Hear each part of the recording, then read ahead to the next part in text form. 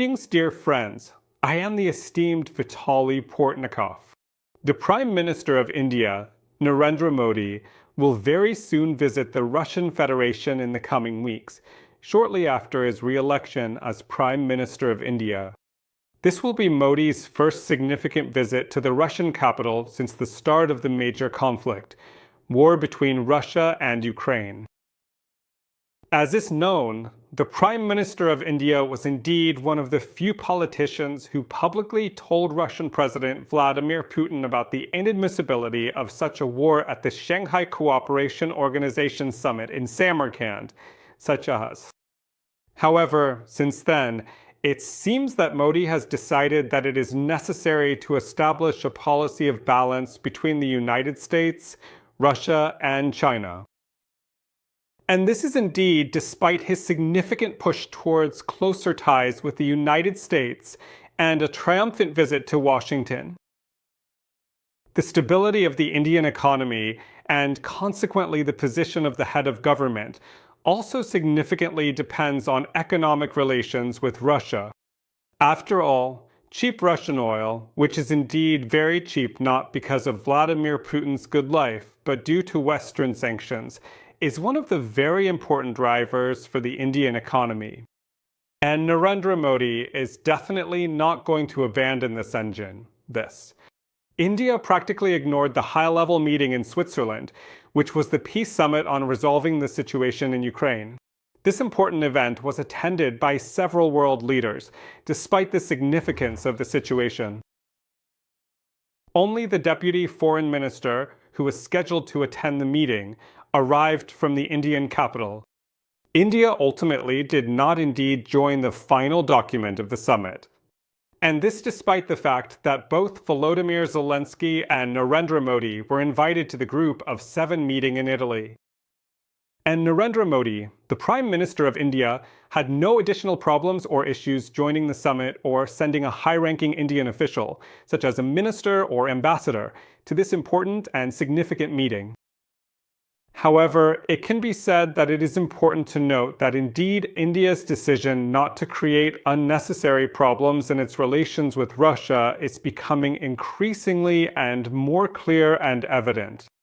The very fact of Modi's visit to Moscow is indeed already a significant and undeniable demonstration of support for Vladimir Putin.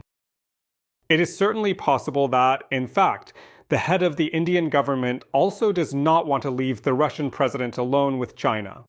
As is well known, the chairman of the People's Republic of China, Xi Jinping, officially visited the capital of the country of Russia shortly after recently being re-elected to the highest office in the position of China. And this was indeed also a clear demonstrative sign of support and priorities in Chinese foreign policy. The rapprochement between Russia and China clearly does not align with India's foreign policy interests. And therefore, the Prime Minister has to demonstrate to the Russian President in a clear and unequivocal manner that India's attitude towards the Russian Federation remains just as friendly and unwavering, despite all the significant changes in the face of the recent and ongoing diplomatic and strategic relations between New Delhi and Washington. And even Russia's war against Ukraine does not hinder Narendra Modi's long-term vision of how strong and strategic relations between Russia and India should develop, despite the ongoing conflict between the two nations. But let's not forget the very important domestic political context of this decision. The result in Narendra Modi in the parliamentary elections in India is absolutely not at all what he completely expected in any way before the process of voting.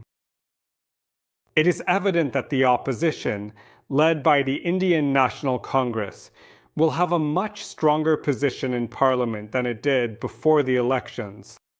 And the leader of the India bloc, Rahul Gandhi, is already saying that the Prime Minister has undoubtedly suffered a real moral defeat and should definitely recognize and acknowledge it.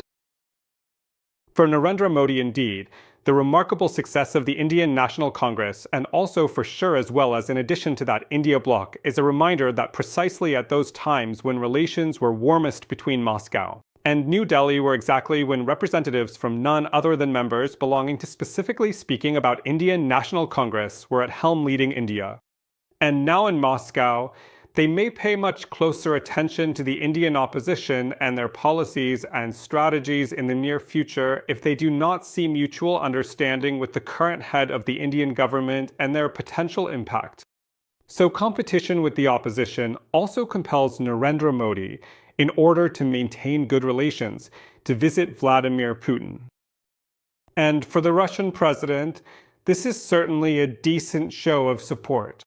It indeed proves that the isolation of Russia and its president, which the West would like to see, does not lead to the desired results.